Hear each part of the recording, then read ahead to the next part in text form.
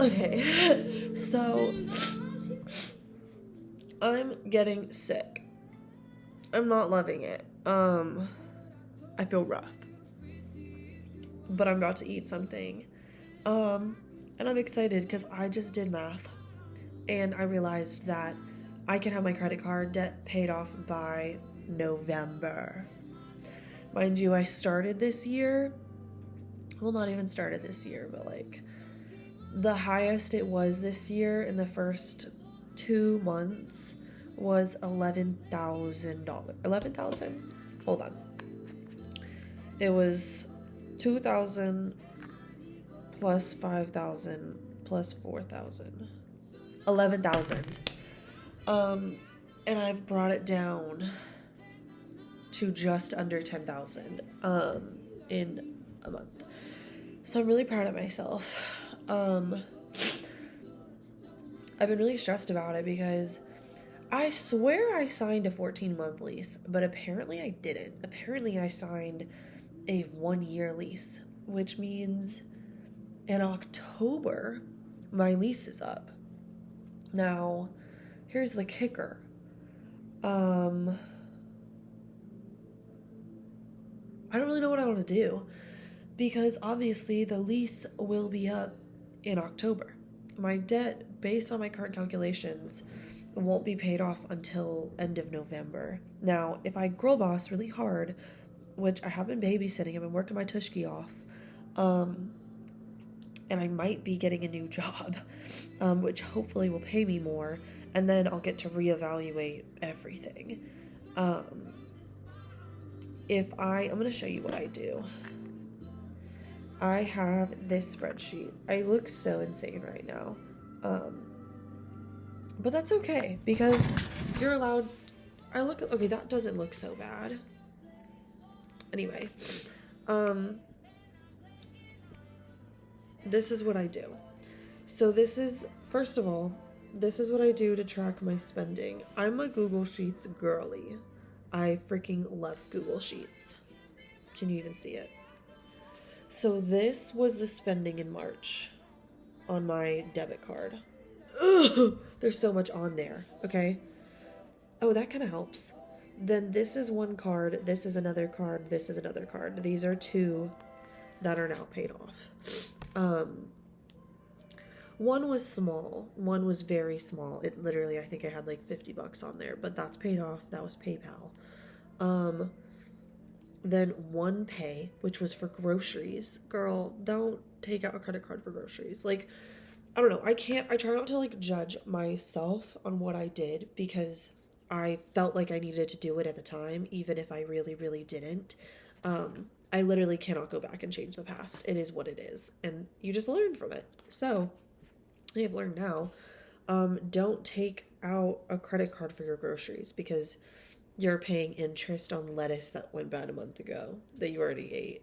Like, it didn't go bad, you ate it, but like, you're paying on stuff it's already been gone. Okay, whatever. So like, it's color coded, it's super cute.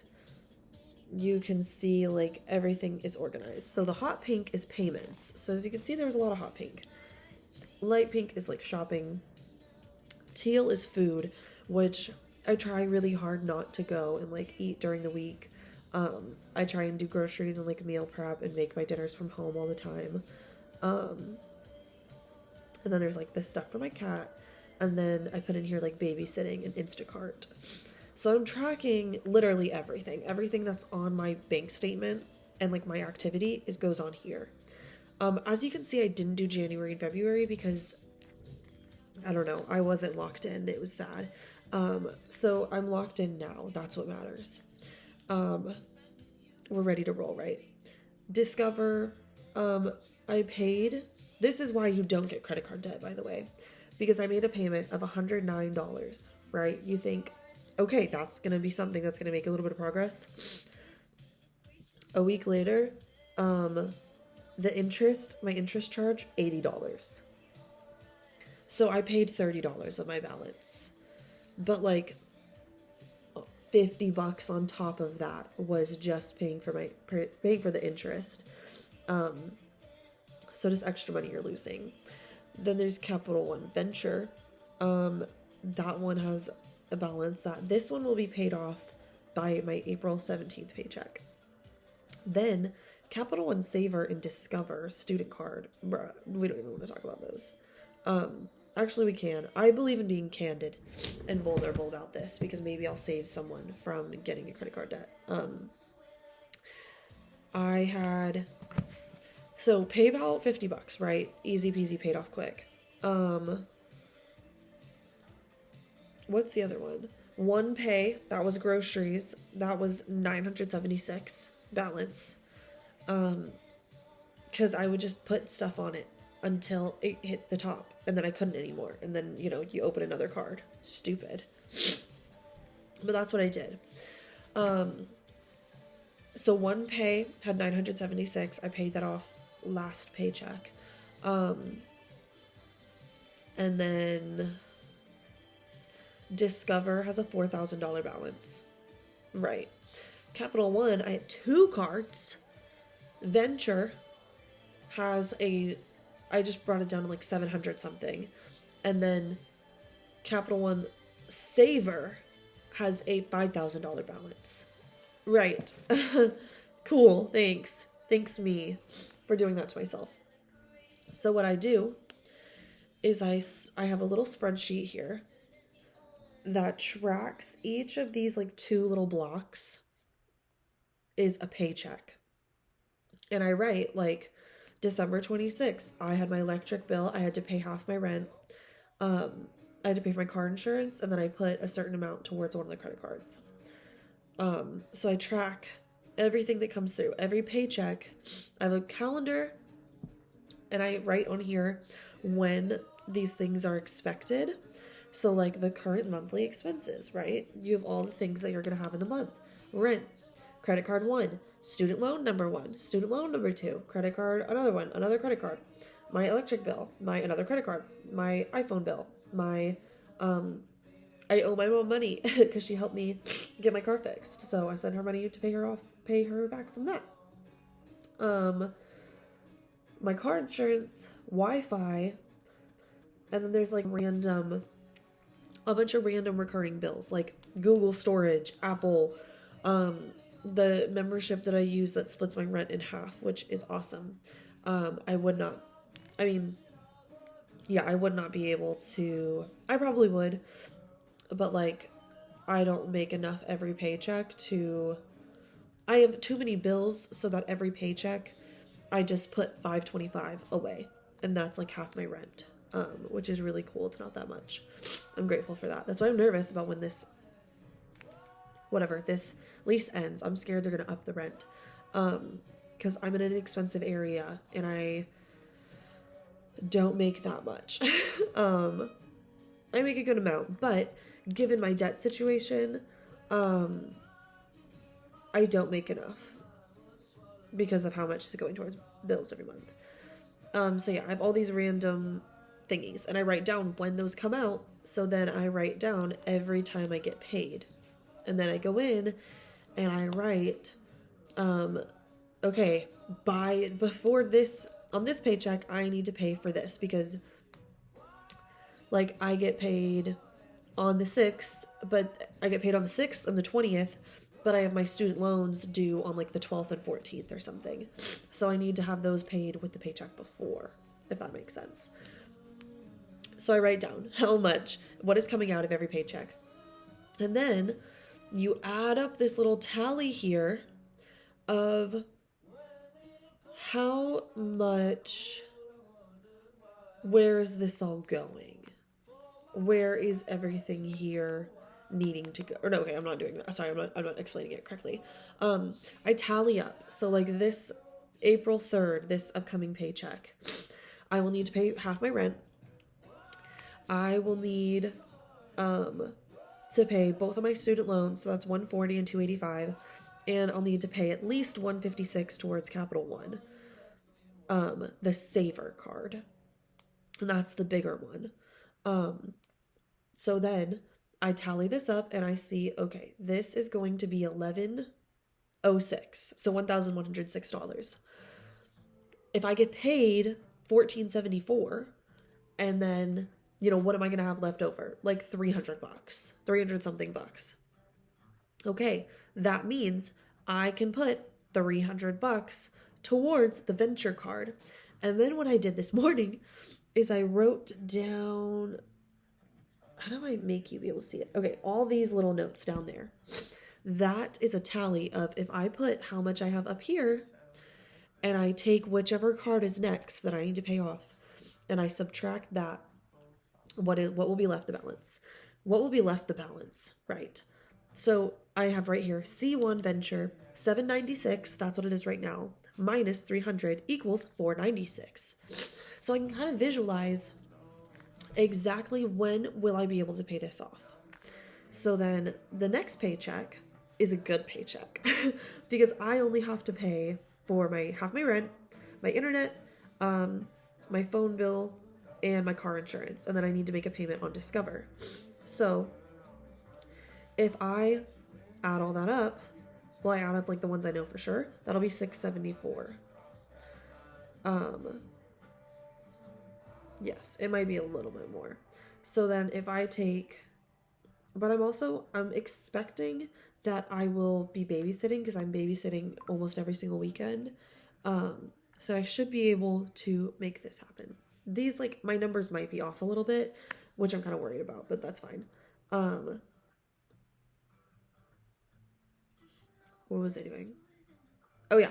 So Capital One Venture, 496 minus 496, it's paid off. That is another card paid off. Then I can put 200 towards my Discover card. I might have to put less depending on how much I'm actually going to have left over. So then if I take 200 off the Discover card, I take it from 4,006 to 3,806. And then I have that going all the way until November 7th. And so what I'm doing is I'm just flipping back and forth because you also have to consider interest or not interest, your APR. So which card has the highest annual percentage rate? That calculates your interest, and that's going to tell you how much extra bull crap money you're throwing towards this debt every month. That is not even taking the balance down. Because every month your card is going to look, this is a bad explanation, but every month they're going to look at the number and be like, oh, you have this much money in your account. And so like this much of a balance using your interest rate, we're going to do some math and then charge you more money because you're carrying a balance. And these credit card companies, they can make the interest rate as high as they possibly want. So OnePay, the grocery card one, right? That was 30%.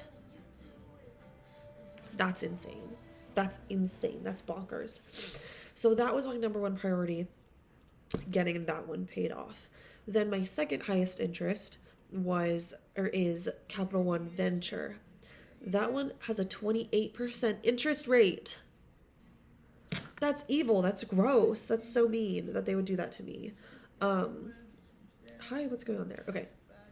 So that's my next priority. And thankfully, those two that were the highest interest rate are also the lowest balance. But the other ones are still high. So Discover and Capital One Saver have a 25% interest rate. Right. And they have the highest balance. So what I'm doing is I'm flip-flopping every paycheck so that I'm throwing as much as humanly possible and I'm getting them both down at the same time. Because if I throw everything towards Discover, Capital One is still going to have a higher balance. And so if it has a higher balance and that high interest rate, it's still going, like, it's going to keep going. But if you bring your balance lower, then your interest will be lower. That's my understanding of it. I could be wrong. I'm not like a financial advisor in any way, shape, or form. I'm just a girl who got herself into credit card debt and is working her way out of it. Cool. In a year, might I add. So like I know what I'm doing enough. I'm also not there yet, so I can't like brag on myself yet. What was I gonna say? But yeah, so I do this and it takes it down, it takes it down, it takes it down, it takes it down until finally November 27th, I can put 600 towards Discover, and that'll be the last 600, and I'll put $100 towards Capital One Saver, and that'll be the last 100, and those will be paid off. Now, I babysit every weekend. One weekend out of the month, I go see my family. Ugh, I had to stretch. But every weekend other than that, I'm babysitting. And that is what allows me to go grocery shopping and to pay for the things like cat litter and cat food and gas. And like little random things here and there. But tracking my spending, like there's this guy, Caleb Hammer. He does financial videos, and I have to like keep his voice in my head and remind myself like I don't need this. Like I like to play Fortnite, and my friend keeps trying to convince me that I need Fortnite skin. I have to be able to like, I cannot justify spending $20 on digital customization right now. In a year I can do that. But like when you want things, it's really hard to do that. I wanted my lashes done nonstop last year. Even into early like January of this year. And then at a point where I was like, I'm spending so much money doing this. Not only am I driving to Denton, so I'm driving like 30 minutes there and back. And the gas prices right now, and then I'm spending like $170. I'm spending like $200 to $350 every month just getting my lashes done. And so the money I made babysitting was going towards that. So I wasn't making any progress on my debt that I wanted to. And I don't know, you just have to be really firm with yourself. And I'm really bad at that. As you can tell, I like things. I haven't bought a lot of stuff recently, but like I would say the main reason I got myself into credit card debt is because I just wanted stuff. And when I moved out here by myself, because I was recently broken up with, I had to go through so much because not like experience wise, but like I had to go through so many of my belongings because I had so much stuff and I didn't need it. Like I have a lot of stuff now. And I try really hard to look around and be like, do I actually need this? And there are things that I do not. But the point is that you need to be able to like the consumerism of it all, the wanting stuff just to want stuff. Like, I feel like this year I've gotten so many hand-me-downs. And it's been awesome because I love that. I love nice things that I don't have to pay for, that are just gifted to me. That's been really cool. I've been doing Instacart, using like gift cards. I had like $200 worth of gift cards that I forgot about. And I went and bought a bunch of pants, and that was awesome because I needed pants, but like I don't want to pay $200 for pants. So yeah, I don't know, just girl boss, and you're gonna get out of whatever situation you're in. If you watch this far because you relate or because you're trying to figure out how to get out of credit card debt, just know like it's tiring, and it feels like it goes on forever. It feels like I've been in this situation forever. And I have. It's been like a year now. I brought it down. It was only at like 6,000, and I brought it down to 1,000, and then it shot right back up.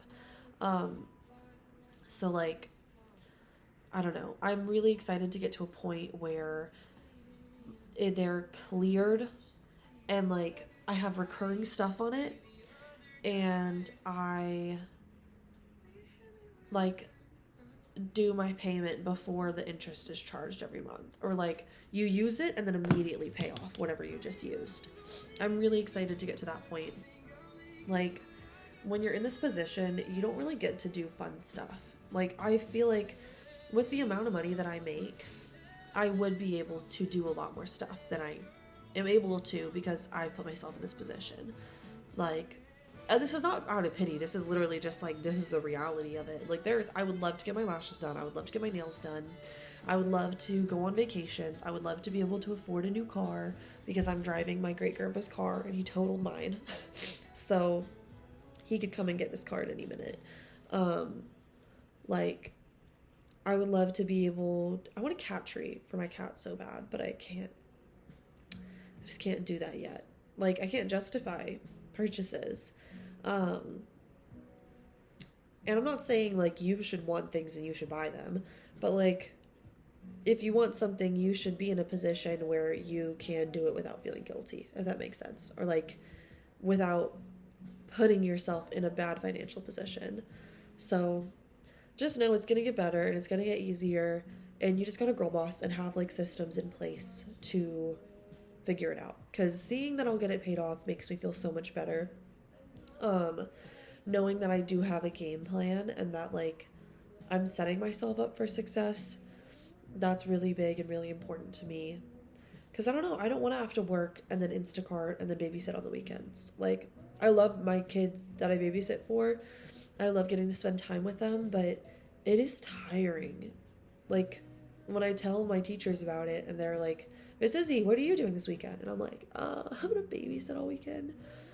They're like, oh, are you gonna sleep? And I'm like, girl, I don't know. Girl, I do not know. I know it's hard for them. So, what am I saying? I'm zoning out. I know, like, it's hard on me, and it's tiring, and I would love to be able to like, I don't know, you always compare your life to everybody else's, but like, I'm comparing my life to a future version of my life that I know I'm gonna get to, and right now it's just like, I don't know, it's the year of the fire horse, it's the year of the girl boss, it's the year of like firing up and charging forward, and burning down all the stuff that didn't work for you in the past. So, all right, thank you for listening. I'm gonna eat something and then take a nap because I'm going to babysit at 4:30. I hope you have a magnificent day. God bless you. God keep you.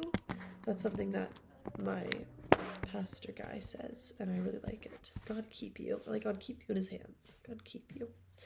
All right, anyway, love you all. Bye.